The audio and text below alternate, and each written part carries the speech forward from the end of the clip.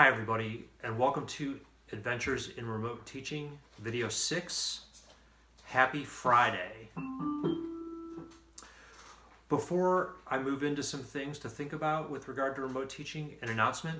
Next week, the Center for Learning and Teaching will have 4 one-hour open office hour sessions. We sent out an email about this, and we hope you'll be able to join as your schedule may allow. We have some shout outs for Friday. Here they are. First is Nisa Raker, the program assistant for the center.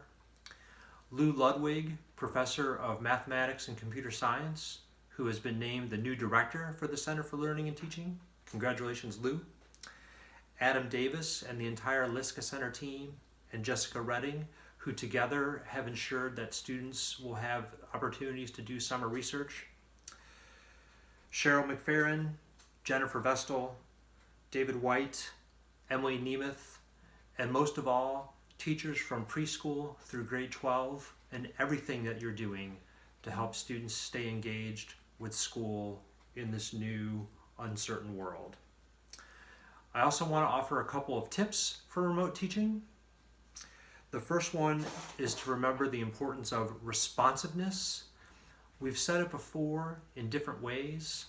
The frequency that you communicate with your students and how you communicate with your students really matters. It is the case that we're at the end of the 3rd week with this transition to remote teaching. This might be a good time to do a kind of mid-semester evaluation.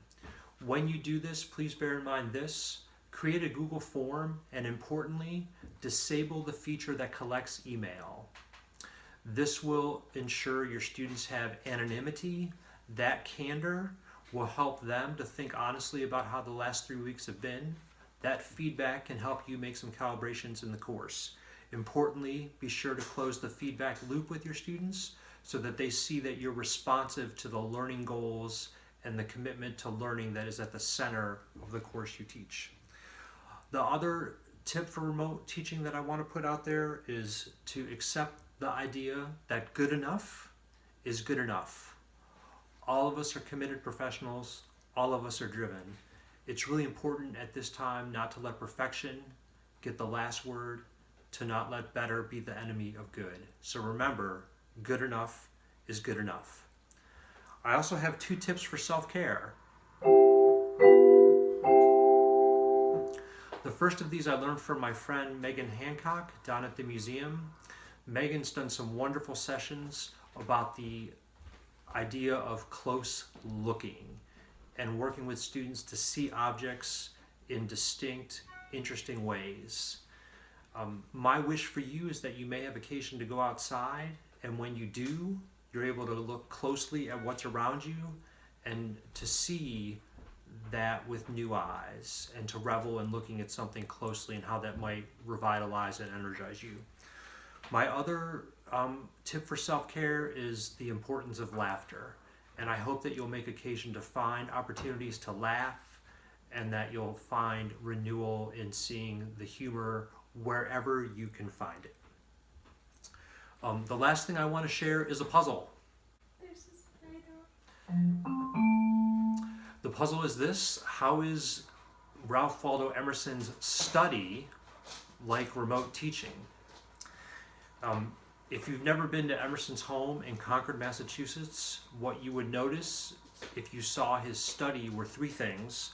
The first is that the study is full of books. Shelves from floor to ceiling have books everywhere.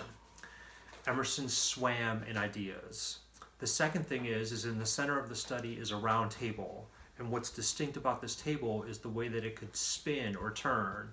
So Emerson could be seated at one side of the table, and then he could rotate the table to work on something different. Like remote teaching, we're swimming in ideas and information, and we're spinning in different ways to try to help ensure our students are engaged and supportive.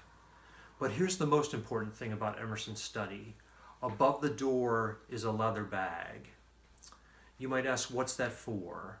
The idea is that when the town fire bell rang indicating a house was on fire, Emerson grabbed the bag, filled it with water, and ran to where help was needed.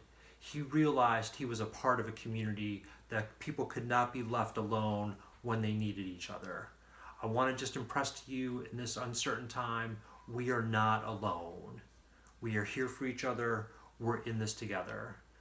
Best wishes for the weekend. Continued best wishes for your teaching. Emerson, how do we end? Peace out, dude. Thanks, everybody.